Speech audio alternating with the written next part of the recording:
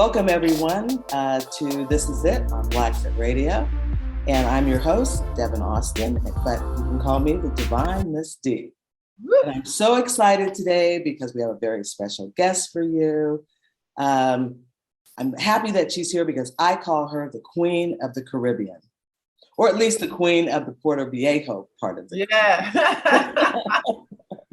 She's my go-to person for all questions Caribbean and my relocation expert. So I want to welcome her to the show today. Her name is Davia, but you might know her as Life-A-Holic Mom. Davia, welcome to the show. Thank you so much, Devin. What a beautiful, warm welcome. Well, you know, we've been saying we were going to get together and do this before, so this is like a perfect opportunity. I finally got you cornered over there. I'm stuck. And I could get all the information from you. But anyway, I wanted to start out by asking you about a little bit about your background. If you could tell me a little bit about your life, your occupation, you know, just a little bit of introduction about yourself. Absolutely. Well, again, I am Davia, but on YouTube and social media, I am known as Life-A-Holic Momma, Life-A-Holic Mom, and I kind of pride myself on being an expert in where I live. So currently, I do live in the South Caribbean side of Costa Rica, specifically Puerto Viejo, the Limon province. And again, before this all started, that was kind of like my dream home and my dream space. So I made it my business to make it my business, and now it's my business. That's a good way to think about it. Okay. So now this is my business. But originally, I am from Los Angeles, California, City of Angels. I am a true Angelina at heart. But the city, specifically the California lifestyle, again, I am from California, born and raised. So I just wanted a little bit of change of pace, but I also needed to keep very close to a large body of water, i.e. the ocean or the sea. So of course I had to find a place that was similar in weather to Los Angeles, California, without all of the headache that involves, you know, living in Southern California. So 6 years ago, 8 years ago. 8 years ago, my sister and I planned a trip here to Costa Rica, and we ended up here by fate, as our original destination was Tamarindo. And the reason why it was Tamarindo, because we didn't have any information on the Caribbean side. We had no information on Puerto Viejo. No, we didn't even know Limon existed. So we booked our trip for Tamarindo. Fast forward, long story short, after looking at the reviews for the hotel, we decided to cancel that, and fate brought us to Puerto Viejo, because we were like, well, where are the Black people at? We know it's Black people. Where are they? Like, they gotta exist. And they did. I mean, we knew it. We just didn't know where to go. So we rescheduled our trip. We ended up in Puerto Viejo, and the rest is history. I went home, I made a 1-year exit plan, and I never looked back. Well, you know, when you were making your change in plans to go to Puerto Viejo, did anyone tell you not to go? Because I remember when we were making our plans, absolutely, they were like, what do you want to go there for? It's dangerous, the whole bit. And they really had us kind of nervous to even check it out. You were brave. we rented a car. So our first time here, we were like, let's drive, let's see the countryside. We were feeling all adventurous. But at the car rental place, they were like, well, why are you going there? Yeah. And we're like, because we want to see people that look like us. We want to experience the culture of people that look like us. We don't want, yeah, exactly. So they were like, oh, well, be safe, or, oh, be careful, or, oh my God, like it's not what you know, be careful, don't leave your things out, and all bad. But when we got here, it was so all good. It was so magical. It was so peaceful. It was so safe. It was so the opposite of what everybody else said. I said, this is good. This is good. Because and so different. And so different from the rest of Costa Rica. Yeah, absolutely. This is a whole other country, in my opinion. Wow. So when you were making your plan, though, before you came to Costa Rica, did you have any other countries on your list of I places did. you might want to I go? did actually. I was going to live in Tanzania or Ecuador. Those also two had climates, beach life, activity, infrastructure. So all of the things that were on my list, they possessed. Tanzania was a little bit too far, Mhm. and yeah, it was just a little bit too far. And Ecuador was nice, but there was something in the air in Puerto Viejo which led me to live here and be here. Did you visit any of the other places or just Yeah. kind of researched them on paper? I did not visit Tanzania, but my nephew lives there. So I was getting all of my research and Firsthand. information from my nephew. And then Ecuador, yes, I did. Oh, okay, great. We had Yeah. Ecuador on our list as well. We crossed it off. We didn't visit any place else besides here. We basically ruled out all the other places. Okay. Yeah, we just penciled, went to our research on, okay, this one doesn't have this, because the biggest thing for us was the fact that there's no army here. Yes. That was Yes. like the clincher, I think, for Yes. us. Because we're gonna get attacked last. If Right. if the crap hits the fan, they're not looking for Costa Rica. Okay. I know some people that have been living in Costa Rica their whole life and have still not been to the Caribbean side. Yeah, I agree. You're not- I used to work at a school in Heredia when I first moved here. It was a private school, and the tuition was $1,000 a month per child. My kids went for free, but because I was a teacher, I was a math and science teacher. But the point is that if the school has 700 people, no one has been to this site. Like maybe one or two people out of all of the students, all of the parents, all of the staff. They were like, well, why do you live there? Why do you want to live there? Because I was like, oh yeah, I bought some land in Puerto Viejo. I'm just working here literally to buy something over there. They were like, oh my God, like, why would you do that? What's going on? Yeah, I hear you. Now you mentioned Heredia. So have you lived in Heredia and then Puerto Viejo, or did you live Oh in yeah, other places in Costa Rica? Tell us a yep, little bit about life in Heredia, why you chose that and why you left. You're not there now, obviously. yep. Well, I am from, again, the city of Los Angeles, and I felt that going from a city and like Los Angeles to Puerto Viejo would be too much of a culture shock for me. Like I am a true city girl, like all of it, right? So I felt like the pace would be a little slow.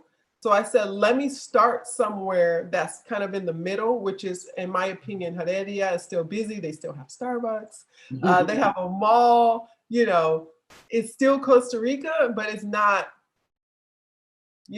Right. nature, beaches, and all that. So still the city life, but not the city of Los Angeles. Right, exactly. So how long did you live in Heredia? Almost 2 years. 2 years. Yeah. Okay, so then you left Heredia, you went to Puerto Viejo. So when you went to Puerto Viejo, were you a teacher when you got there as well? No. Well, the thing is this, the plan I had already bought some land in Puerto Viejo, and I was using that job to pay off the land. Oh, So I see. once it was finished, I was out of there, and I was going to Puerto Viejo every weekend from Heredia. So on Friday, if class was over at 2, we were either in a rental car or on the bus because we had a house in Puerto Viejo already. We already had a house there. So I had a house in Heredia and then a house in Puerto Viejo, small little house on the beach. It was like 2 bedrooms. It was like 3 rooms total. The whole house was 3 rooms, but it was right on the beach, like right in the action. And me and my girls would go there on the weekend and just decompress. And then on Sunday night, we would drive back in a rental car back to Heredia. Wow. Well, that's a long drive. I know I lived in Mission Viejo for a while, and I used to have to drive from Mission Viejo to Century City. Oh my God. And yeah, But That's it's even longer. So I understand about the long, but it's even longer to get to Puerto Viejo than it is to get from Mission Viejo to It is. Century City, except on Fridays. It is. On Fridays is terrible, but we did that almost every weekend because I had business to tend to, but I also needed that break and that connection, which was my goal city. So Heredia was a good start. It was a good place for me to collect my coins. It was a good place for me to immerse myself in the culture without having to be too, without missing the amenities. So I kind of phased myself and weaned myself out of the city life, weaned myself out of the need for this and that. And then I replaced it with other things that I found here in Puerto Viejo. Okay, so now you're in Puerto Viejo. You obviously like it there. You're not teaching there. So what did you do when you got there? What kind, did you start a business, or, what was your plan after you got to Puerto Viejo? Has it changed from what you originally started to do? Tell us a little bit about that. More or less, Devin. So when I first got here, I was teaching online. So I just basically transitioned my in-class teaching experience to teaching online when I came here to Puerto Viejo. And that was just to kind of keep the bills paid because the cost of living was so low. I only had to work like 20 hours a week, plus the money I saved, kind of what we lived on. So yes, I did teach, but the second part of that is I thought to myself, what are you good at? What can you do to recreate yourself where you're having fun, you're doing what you like, you're serving people, you're helping people, you're filling a need, and you can possibly, generate an income from that. And that's when I started the relocation business in 2017. Well, tell us a little bit about the relocation business, or tell us a little bit about the projects that you're working on now, because I know you have the YouTube channel with Life-A-Holic Mom, you got a Facebook page, you are everywhere with a lot of projects going on. So fill us in a little bit about some of the things you've been doing since you got to Puerto Viejo that kind of feed your soul at this point. Absolutely. And I have to say this. For all of the people who are current and future expats, whoever you were in your original home country, you're still going to be that exact same person once you get to wherever you're going. If it's Costa Rica, whether it's Ecuador. So I am still the same Davia as I was in Los Angeles, where I need to have things that feed me, that make me feel good, that I'm giving and receiving and giving, that I have a full life. And so all I did was just recreate that here in Puerto Viejo to get that same Davia. Like I'm not a different person. I'm still that person. With that being said, I have three really exciting projects that I'm working on. They're new, they're fresh, they're amazing, and no one's done them before. So the first business, please share. Yes. I had to give you the backstory. Okay, we're ready. So the first business is a relocation service. And what that is when someone wants to move to Costa Rica, specifically to the South Caribbean side, I help guide their steps from beginning to end. So they can book consultations, they can book a time.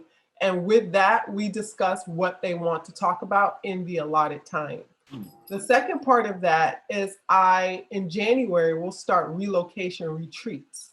And what that is the group retreats. And we'll do all things related to living abroad. So it's not like, oh, we're going ziplining, or, oh, we're going to go, this or that. We're going to be doing things that have to do with your regular life. So that way you can test the market and see if this is really for you, because it's not.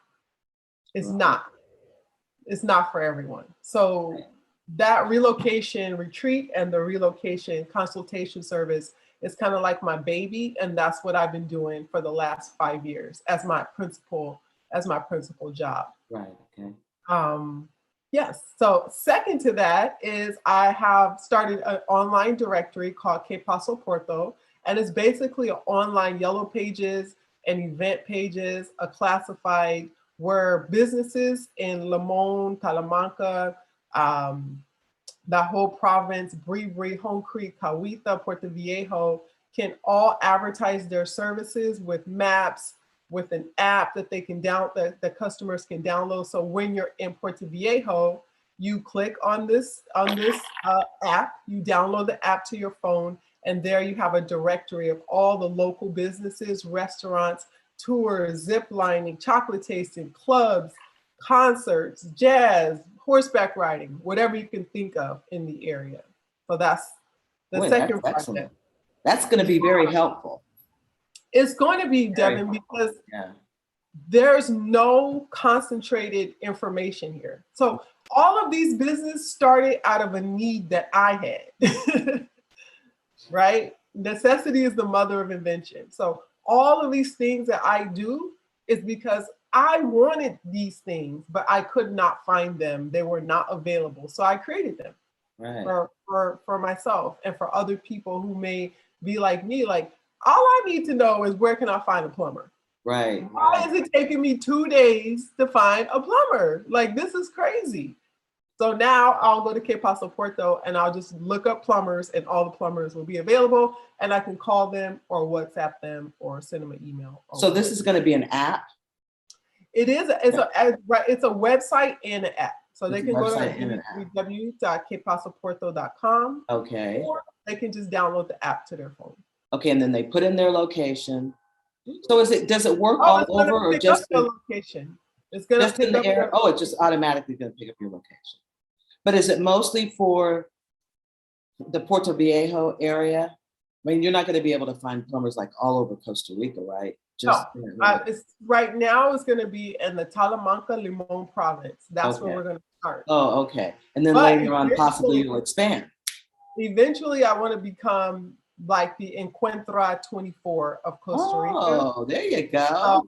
That is my goal. That's my goal. But I have to start where I'm at, obviously, and then we'll move on from province to province. Wow, that's excellent. Okay, so what else have you got up your sleeve? And last, Devin, but not least, my baby. So since I've been here, I built a container home. And when I say I mean this girl right here, built a container home from the ground up, simply with the blueprint and design that I created myself, and put those plans into action. So now we have 2 container homes built right now, and in the process of building more. But my last project is putting together an online course which teaches people how to replicate and do exactly what I did. So it's an online course. It's going to be, it's pretty awesome already. It's not finished yet, but it basically tells a lay person who knows nothing about construction, who knows nothing about building, who knows nothing about building with container homes, how to recreate the project that I recreated from the ground up. Well, now tell us a little bit about how that course goes, though.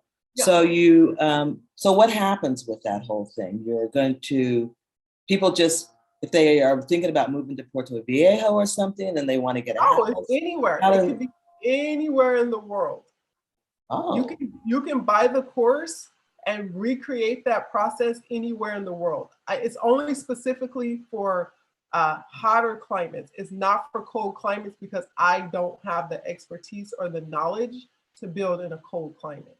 Right. So it's very specific to hot or humid environments. Right. Okay, so now I know a lot of people come here and they want to get a house and they want to live on the Caribbean side. So is there, like, would they have to buy your course to figure out how to do it? Or like, do you walk them through the steps? Or do they get their own land and then come to you, or get the containers? How does that work? Or you just tell them in the course? Yeah, basically the course is everything you need from beginning to end, including land selection. Where to buy land, how much you should buy land, how should you build up the land, how many meters or feet from the ground the earth has to be, how to cook the earth so that your container project doesn't sink in. Where should you buy? Should you buy swampy? Should you buy mountain? Should you buy clay? So So all of those things are included in the course, and it's hosted on a site called Kajabi. And Kajabi is where people with very specific information teach classes, and that person will buy the course, and then I'll teach it module by module. Oh, okay. So Yeah, I'll teach it module by module. So now I know when people come to Costa Rica and they want to buy or they want to build or something, say, well, anywhere, I guess, in Costa Rica, but I know there are like special considerations for instance, buying land in Costa Rica with water rights and all of those kinds of things. So do you help them with that, or is that I do. something? I do. So it's not included in the course, is because those are one-off situations, right? But within the course, you do have access to all the information that I have. So if it wasn't covered in the course and you still had a question for that particular thing, like, okay, is this land that I'm buying, does it have public utilities, or do I need a well, or can I build, my electricity underground? Those are going to be one-offs. So you do have access to me if you buy the course, so that you can ask those very specific questions that are specific to you. Oh, wow. This is wonderful. So the course is ready now? The course I have 4 more videos to complete, because I just added a solar component with one of my colleagues in Dallas. So we're going to collaborate together to do the video, but he's a Black engineer, awesome dude, and he's going to be my guy for solar. So that video is what's kind of holding up the show a little bit, right. Because it's very important. That video is very important. So it has to be right. It's got to be perfect, and it's not perfect yet. I hear you. Well, okay, so those are your courses. Those are great. Be sure to send me the information for the YouTube portion of this. I'll put it in the description box. But for people that are just listening on BLAXIT Radio, can you give us link information or whatever for the projects, where they need to go, again, just so that they have everything, so they can contact you? And would you like me to verbalize that? Yeah, verbalize it for the radio. Okay.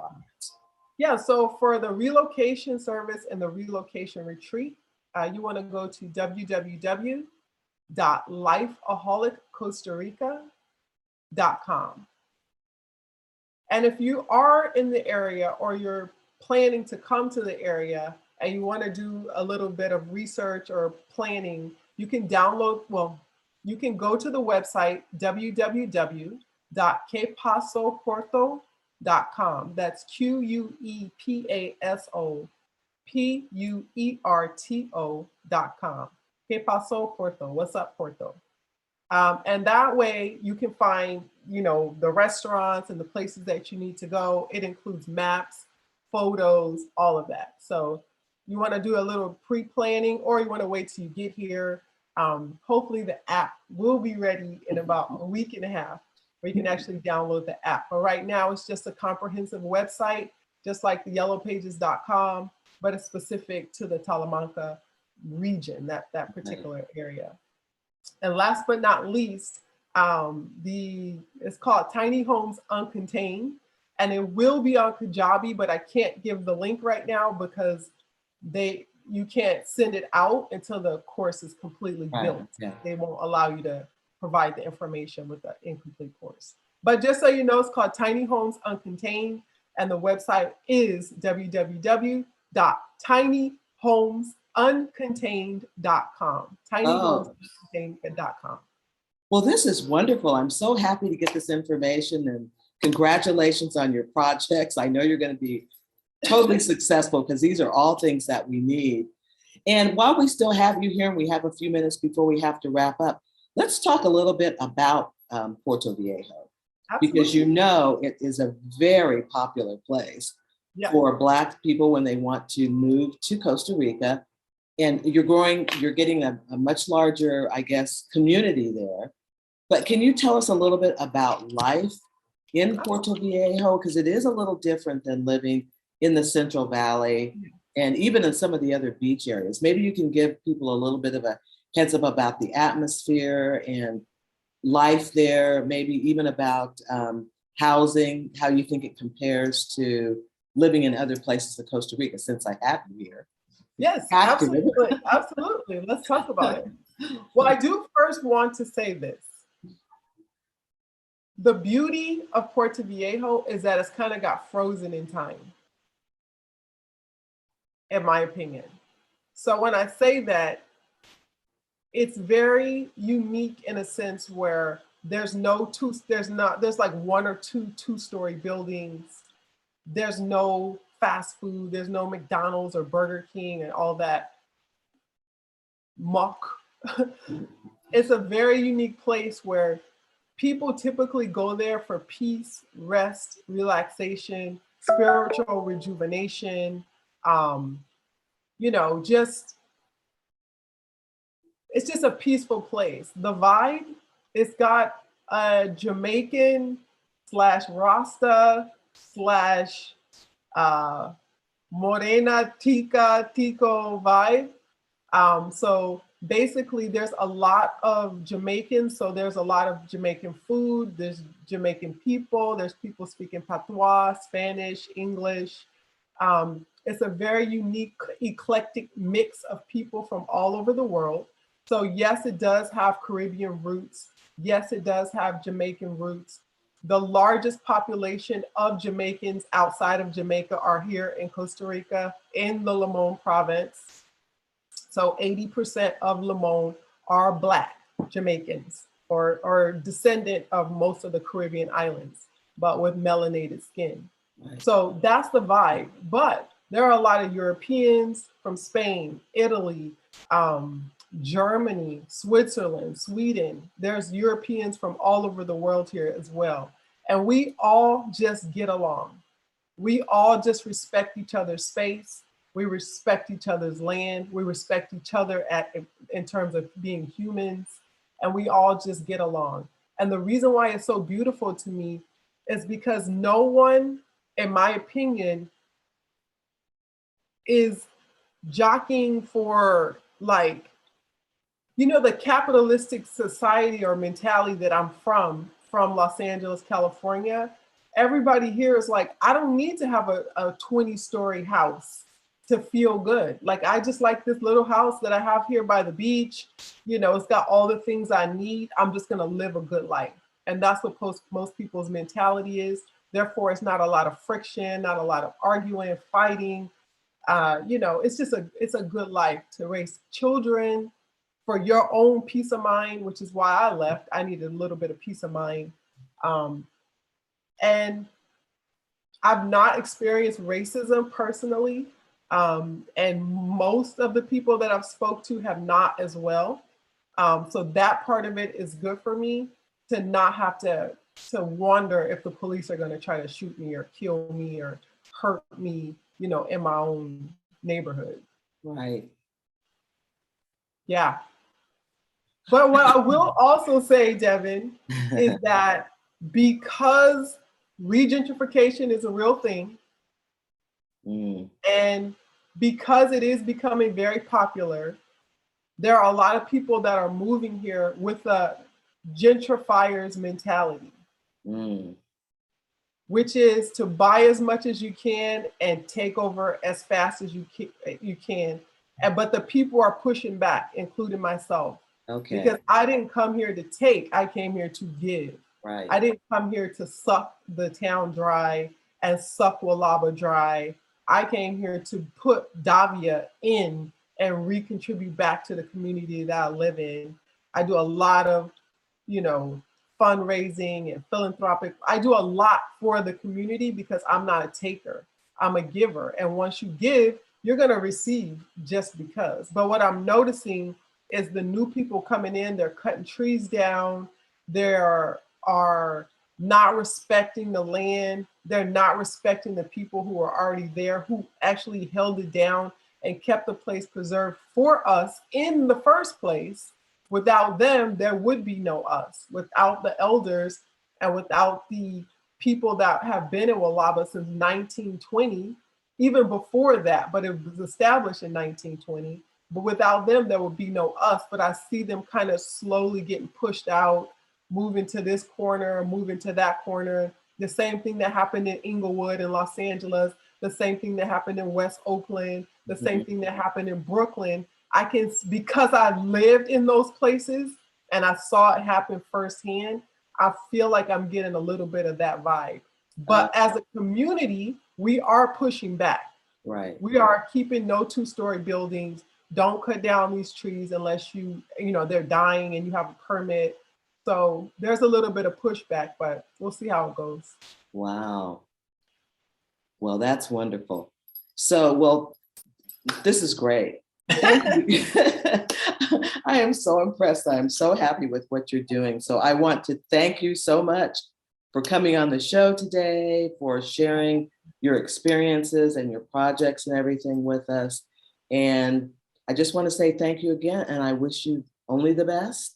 And I know I'll be seeing you soon anyway. We're coming. Oh, of course, Devin. A couple months. Are we supposed to be coming here in February? Yeah, February. We're there. Yeah, we'll be coming to see. We'll check you out when we get there. So anyway, as I said, thanks a lot for being on the show today, and best of luck. Thank you, Devin. Thanks for having me. Thank you, Davia. Bye-bye. Okay. Bye. Bye. Down below.